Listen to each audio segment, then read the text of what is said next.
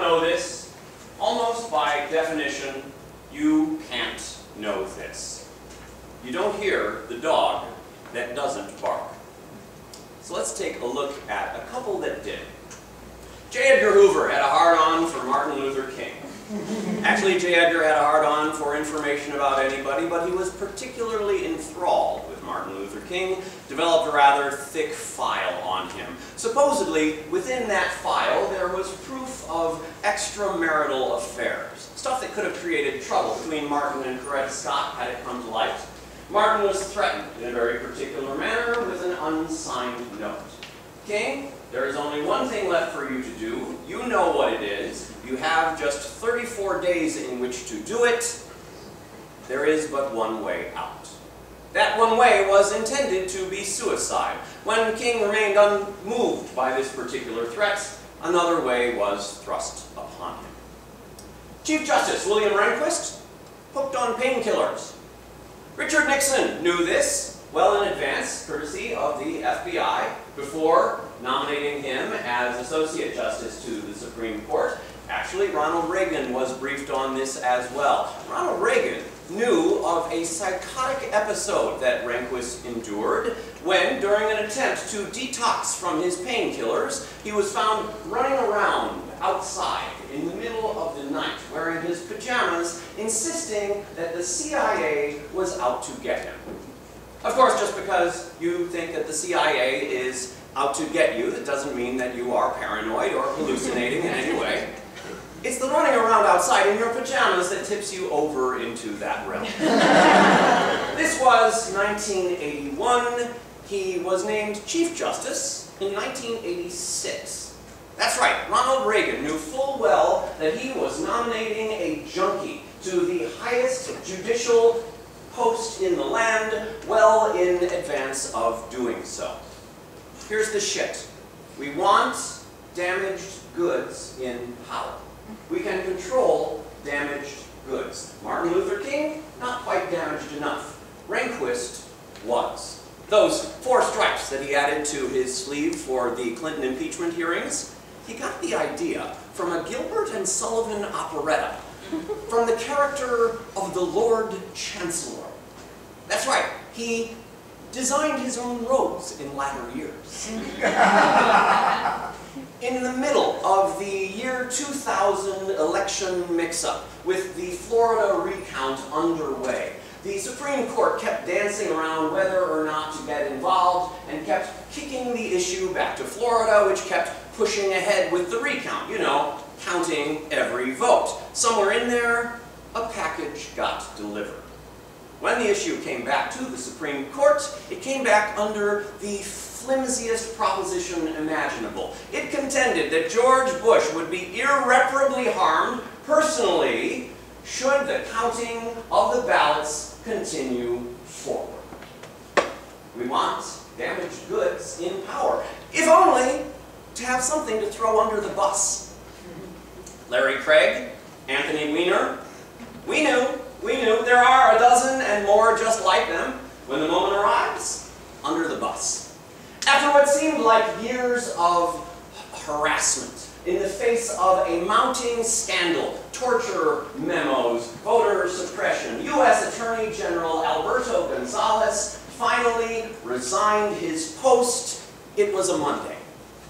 On Tuesday, we threw Larry Craig under the bus. Larry had it coming anyway. His number was up. He had been caught and pled guilty, for God's sakes. He was in the system. News of this, of course, came straight to the desk of the Attorney General, and he passed it on to me. I made a call. One of my guys in the press, check out Minnesota criminal court case number, blah, blah, blah. AG took the dive, and within 24 hours, he was old news. Months and months, people petitioned to get rid of him. He was gone on a Monday, and by Sunday he was such old news that nobody on the Sunday morning chat shows bothered asking a single question about him. Why?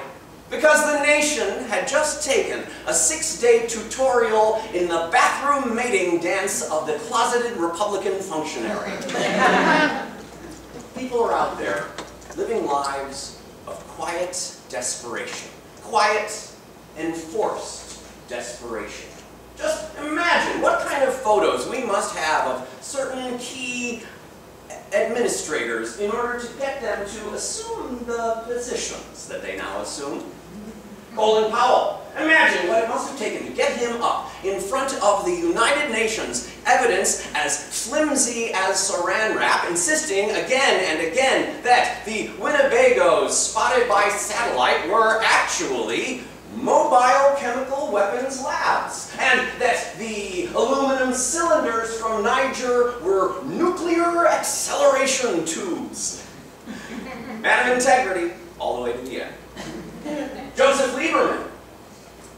He's very Jewish, you know. And his peculiar disposition was not in keeping with Talmudic practices. It's an unfortunate thing. But when people obsess over a given thing, that obsession slowly begins to eat away at them. They despair over their own weakness, and rather than stringing themselves out for a lifetime of torment, they decide, well then, what if I just go ahead and do it?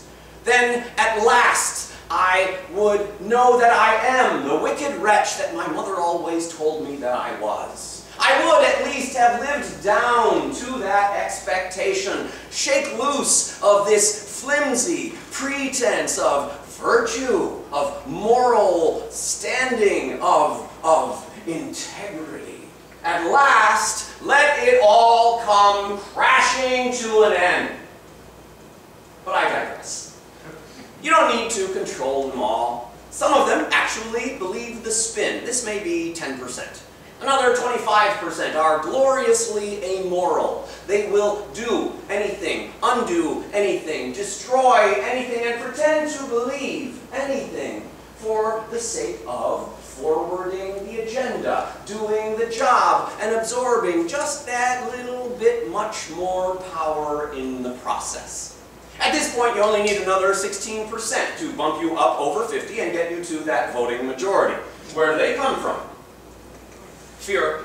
And virtually all of them are afraid. They fear blame. They fear re-election. They fear our ability to out them to the world. That number alone, 98%. I'm not saying that we have damning evidence on all 98. Yet. But in light of all of the other fears and the true believers and the amoral power mongers, you just need, say, 20–25% in your stable at any particular moment in case of emergencies. Of course, we've got active dossiers on all of them. And oh, we did so want John Edwards to win. When the need arises, we just call in a couple of our markers. They get an envelope with a note, maybe a couple of pictures. Your friend in the one true faith does not believe in this vote. Our boys overseas need to know they have your support. My favorite character, your friend in the one true faith. These people have wives, golf partners, kids, neighbors, fellow churchgoers. Think thou they want their neighbors to know what evil lurks inside the hearts of men. The things they've said, the women they've done, the animals they've abused, the pictures they stare at hungrily at 3 o'clock in the morning.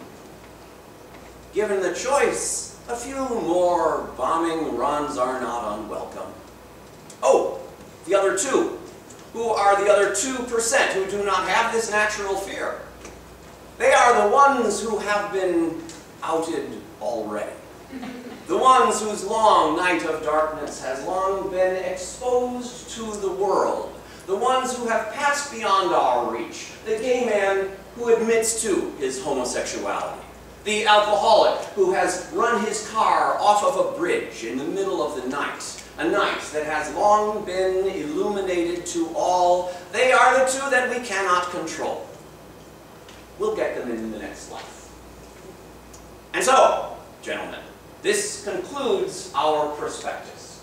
What we have here is clearly a profitable enterprise, and one that I am sure you will want to have available to your respective corporate agendas. Agendas which will now break with furious speed onto our legislative calendar.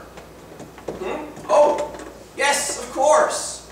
You are all free to walk out of here under your own power.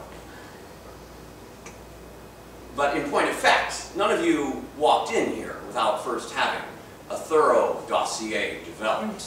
That deep, dark secret, that dark night of the soul.